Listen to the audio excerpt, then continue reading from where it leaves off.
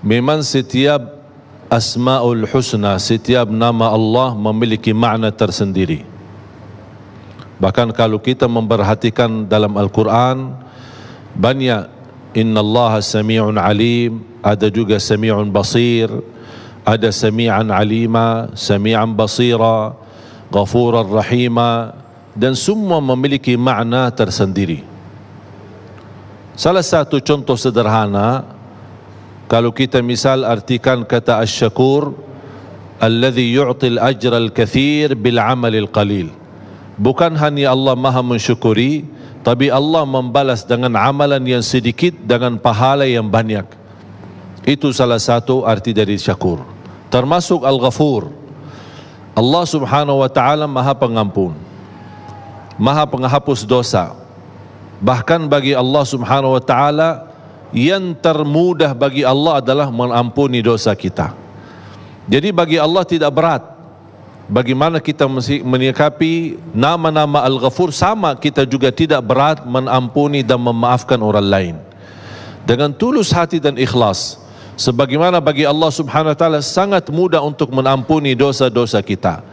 Seberapapun dosa kita, sebesar apapun dosa kita, kalau kita selalu ingat Rabbighfirli, Allahumma ghfirli, dengan kata ghafur, Allah subhanahu wa ta'ala, dengan apa yang kita yakini dari makna kalimat ini, Allah subhanahu wa ta'ala pasti akan mengampuni dosa-dosa kita.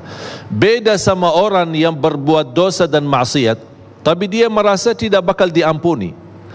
Atau ada orang melihat saudaranya dalam berdosa, saudaranya jatuh dalam perbuatan maksiat, dan dia merasa, aku sudah nasihati berapa kali, tapi orang itu tidak mau berubah. Orang ini tidak mau bertaubat. Sampai satu saat dia berkata, kamu tidak bakal diampuni Allah. Oh, ini bahaya. Ini sudah istilahnya ikut campur dengan nama Allah subhanahu wa ta'ala Al-Ghafur. Allah subhanahu wa ta'ala hanya menghendak siapa yang diampuni dan siapa yang diazab. Siapa yang Allah mau maafkan, siapa yang tidak dimaafkan. Itulah alasan orang-orang yang sebagaimana Rasulullah SAW pernah menceritakan, ketika ada orang salih yang melihat saudaranya selalu dalam berbuat dosa maksiat, dan dia nasihatinya berapa kali tapi tidak ada berubah. Besok bertemu lagi masih berbuat dosa maksiat. Sampai yang ketiga kali dia sudah berani berkata, Allah tidak bakal ampuni dosamu.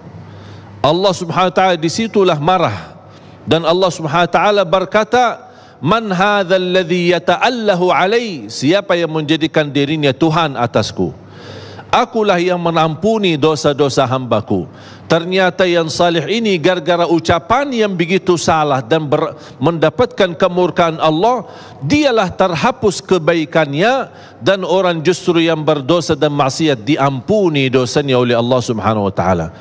Hati-hati dalam kata Ghafur, itu sudah kita yakini Allah subhanahu wa ta'ala mengampuni dosa kita. Dan tidak boleh ketika kita memohon ampun disertai dengan rasa putus asa, atau ada istilah bisikan hati, ada Allah mau ampuni enggak? Allah berkenan ampuni dosa enggak? Berarti kita belum meyakini kalimat Al-Ghafur, Allah subhanahu wa ta'ala maha pengampun. Saya ada cerita jamaah sekalian, kesempatan untuk kita menhayati, dan saya yakin semuanya hafal 3 ayat terakhir suratul Baqarah.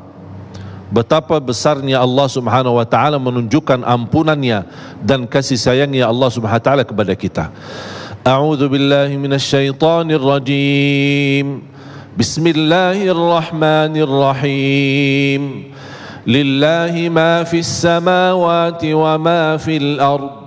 وَإِن تُبْدُوا مَا فِي أَنفُسِكُمْ أَوْ تُخْفُوهُ يُحَاسِبْكُمْ بِهِ اللَّهُ فَيَغْفِرُ لِمَنْ يَشَاءُ وَيُعَذِّبُ مَنْ يَشَاءُ وَاللَّهُ عَلَى كُلِّ شَيْءٍ قَدِيرٌ.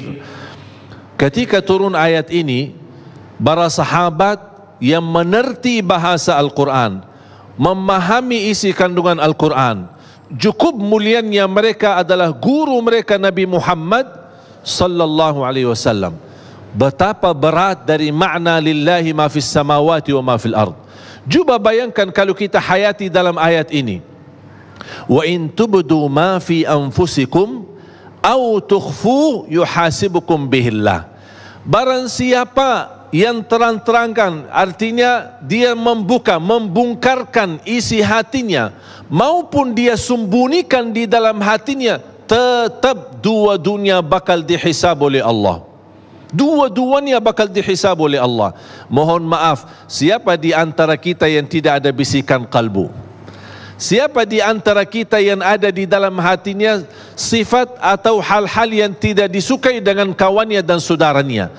Cuba kalau semua orang bisa tahu isi hati kita, mungkin banyak berpecah belah di tengah kita. Tidak akan bisa mendekati, karena kita begitu dekat, ternyata hati kamu tidak suka sama saya ya.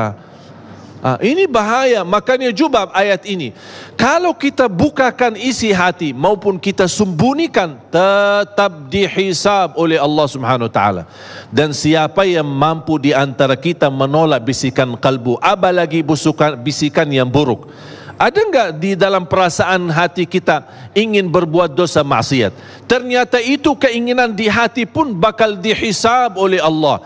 Bisa jadi fayaghfiru liman yasha, bisa jadi wa yu'adzibu man yasha. Gara-gara bisikan ini bisa diampuni dan juga bisa diazab. Wallahu ala kulli syai'in qadir. Allah Maha mampu atas segala sesuatu, termasuk bisikan kalbu. Sahabat menuluh datang kepada Rasul, ya Rasulullah, gimana ini ayat ini? Berat, tak mampu kita. Bagaimana sikap kita terhadap ayat ini? Semua termasuk apa yang kita fikirkan, apa yang kita bisikan dalam hati, bakal dihisab oleh Allah. Kayaknya berat ya Rasulullah. Rasulullah SAW hanya menikapi satu, sami'na wa ata'na, sami'na wa ata'na, sami'na wa ata'na. Dan masih para sahabat menuluh menyampaikan kepada Rasulullah SAW, dan Rasul tidak melebihi dalam kata sami'na wa ata'na, sampai mereka mengikuti Nabi Muhammad sallallahu alaihi wasallam. Sami'na wa ata'na, sami'na wa ata'na, sampai mereka benar-benar meyakini dan menerima, walaupun begitu berat yang dihadapi oleh mereka, tapi mereka menerima, menunjukkan kepada Allah bagaimana sami'na wa ata'na, kami sami'na, mendengar perintahmu ya Allah, dan kami bertaat kepadamu. Allah Subhanahu wa taala melihat sifat mereka, ketulusan hati mereka, keikhlasan mereka menerima walaupun berat. Allah Subhanahu wa taala ringankan, dan Allah hapuskan ayat ini menjadi hukum tidak berlaku.